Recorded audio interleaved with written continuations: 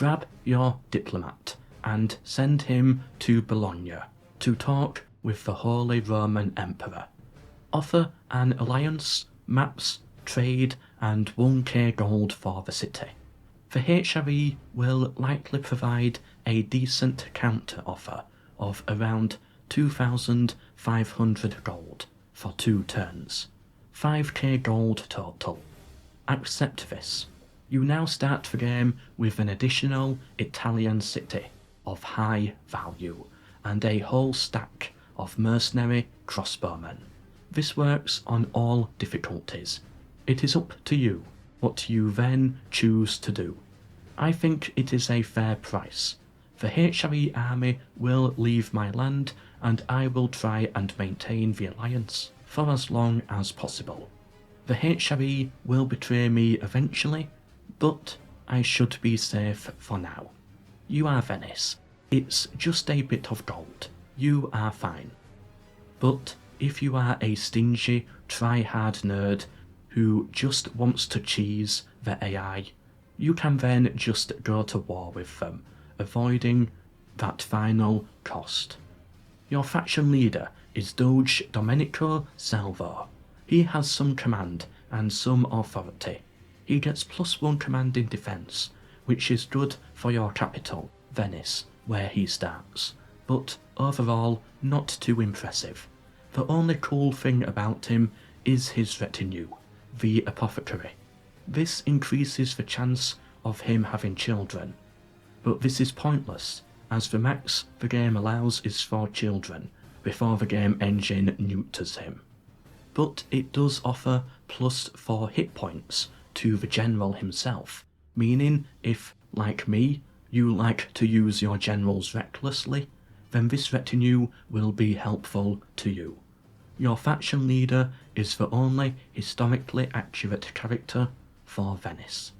His son, the faction heir, Councillor Bartholomew Salvo, starts with the main force near Venice. Only 2 command stars, but he does have +15% movement points, allowing him to reach Zagreb turn 1.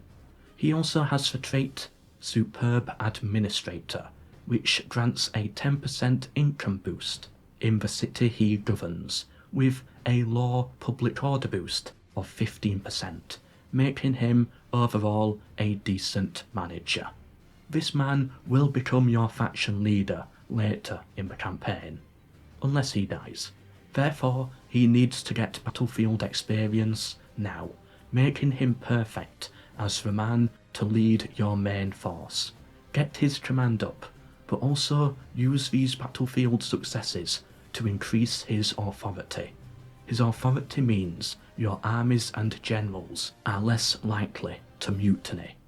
Your next son is Cristiano Salvo, and this guy is so cool. Born to command, plus an attacker trait, meaning in attack he gets 4 command, but it does not stop there. He also has the trait Eager, plus 10% movement points, and then the retinue, Drill Master, plus 25% movement points, allowing him to zoom across the map. He starts with a fairly decent fleet nearby, yet will need mercenaries. I will come back to this guy later, as I have a very special job for him to do. Your last son is Alessandro, who is really a nobody, more of a blank template for you to build and develop as you wish. You also have 4 more non-disappointments on the way, i.e. sons. Opening moves. The faction leader should take the full force, leaving a spearman behind, and move out of the city. His goal is to take Florence, a valuable city to hold, which can attract a high population. However, you may want to convert it into a castle instead, as a defensive position in Italy would be good against Milan or, eventually, the French. Your faction heir must take Zagreb turn 1 and then exterminate the city. Why exterminate? Because you want to build up dread on your characters early on. Dread is earned through being a big fat meanie. Run down prisoners, exterminate cities, kill all captives, that sort of stuff. Dread hurts the morale of your opponents, making mass routes easier. Alessandro can take all the troops from Magusa and dash for Dorito, but remember to get a unit of peasants in Magusa to act as garrison. Last, but oh not least, you have Cristiano, and here you have two choices. The common approach is to take Rhodes, and then push into Anatolia, taking Smiley. But look at this, I would be tempted to take Cornith. Think about it, take out the only Byzantine castle early game. Then what do they have to get units out of? Rhodes will always be an easy take. There is no rush. Take Cornith, and Byzantium is crippled, even more crippled than they already are. Then put your forces together, use Cristiano's insane movement points to blitz your way to Thessalonica, and then Constantinople. Without being able to recruit good units from Cornith now, they should fall apart. From there, you can place your fleet on the arrows, and no army will be able to cross. Your flank is secured. Cristiano is going to be your crusader and eventual governor. Let me explain. I talked about how bad deeds earn dread. Well, good deeds earn chivalry. Chivalry gives a morale boost to your troops, and each chivalry chevron provides plus 0.5% population growth in the city he is governing. Not much, but if you max him out, get him all the way to 10, then cities that he is in grow by plus 5%. When he takes Cornith, occupy it peacefully. Same with all other cities. When he defeats an army, end the battle. Release the prisoners for free. Be merciful. This will rapidly increase his chivalry traits. At some point, the First Crusade will be called. Usually, the AI will call it for Cairo, but you may be able to call it for another city that suits you better. Cristiano will lead that crusade, and take Alessandro with you, and use those insane movement points to race to your target. Let's assume it is Cairo. You have a fleet to get him there safely. Take Alexandria, and then take Cairo. Gain all the chivalry rewards you can get from this, and by this point, you might pretty much have reached max chivalry level on Cristiano. Now what? Now you send Cristiano home, and have Alessandro govern Egypt, or by this point, you may have another son who is a better fit down there. Up to you. Cristiano goes back to either Cornith or Ragusa, whichever castle is larger. His movement points allow him to make such a journey in no time at all. Castles are difficult to grow, but with a plus 5% population growth boost when Cristiano is the governor means that you can quickly smash through those castle tiers. Get to a citadel about 100 turns earlier than you normally would, and recruit all the elite units from the game from there.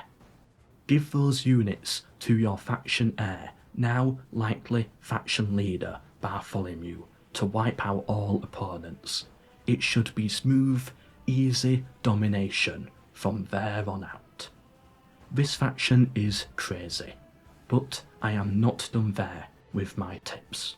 You have your mercenary crossbowmen in Bologna. It is up to you what you do with them. Option 1. Put them on the boat, sail them across the Adriatic, and have them help defeat Byzantium, eventually joining Cristiano's crusade. Option 2. Milan will attack the rebel settlement of Bern. Maybe push all in for Milan whilst they are weak. These crossbowmen are some of the best early game units you can get. They have high penetration. Use their penetration skills to ram Milan up the butt when Milan is not looking. If you ally with the Pope before going to war, he will likely be all for it and turn a blind eye. Or option 3, disband them. These units are far too expensive with upkeep to just use as a simple garrison, so if you don't plan to use them, disband them. As for the fleet in Venice, you have 4 units of ships.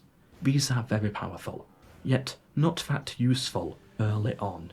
You can either disband them for now and save on the upkeep, or keep them and use them to cut off the crossing points into Anatolia early game.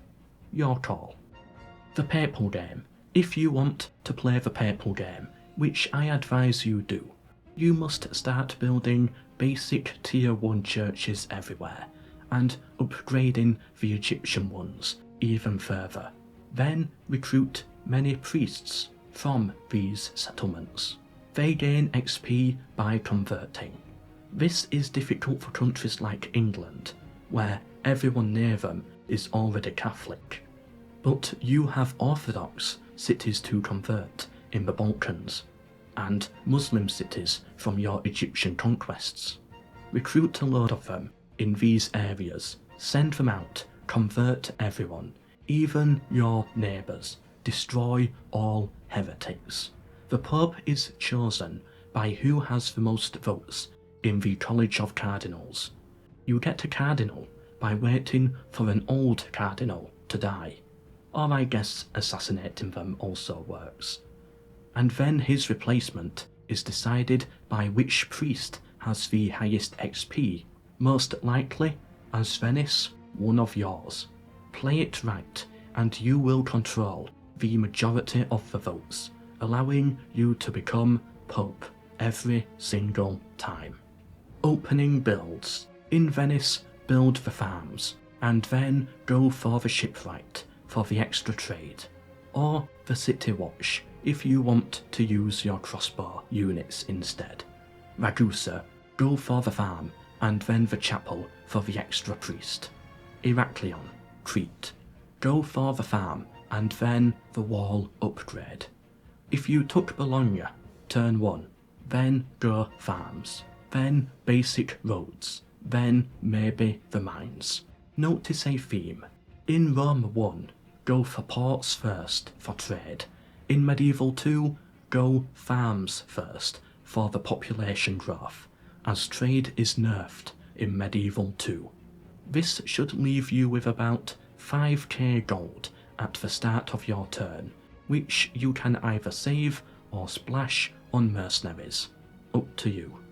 Units. You have a lot of great defensive units early game. Your Italian spearmen should be able to hold the enemy back for a while, whilst your crossbowmen do the real damage. You get basic archers and basic crossbowmen from the ranges in castles. Do not recruit these. You get better crossbowmen from cities by building the city watch, which you can rush out in Venice in just 4 turns. These crossbowmen, or the mercenary crossbowmen, should be your early range focus.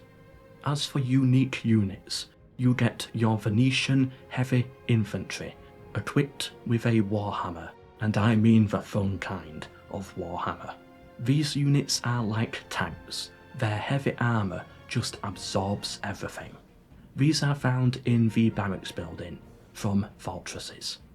You also get the Venetian archers, which are an armoured archer unit that can hold their own even in melee.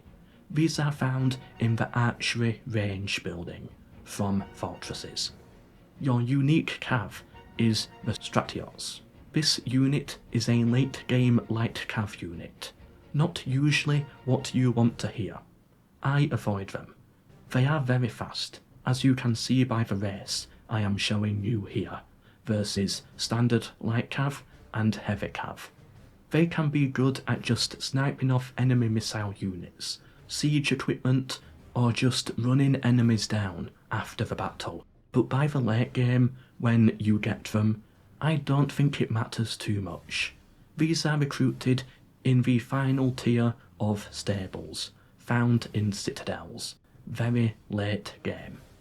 You can also recruit a standard in the council chambers, upgraded from the town hall, yet I usually do not bother with these. Guilds. There are a few guilds I would advise a player to go for as Venice. 1. The Explorer Guild. This offers a movement boost to armies and fleets globally, the third tier of which grants access to the Indian trade market, basically just a load more gold. You get points to this guild by building naval buildings, recruiting merchants, and completing merchant guild missions. If you fail these missions, you lose points towards the guild. You need 100 of these points to build the guild across your faction. These tier 1s can be built anywhere.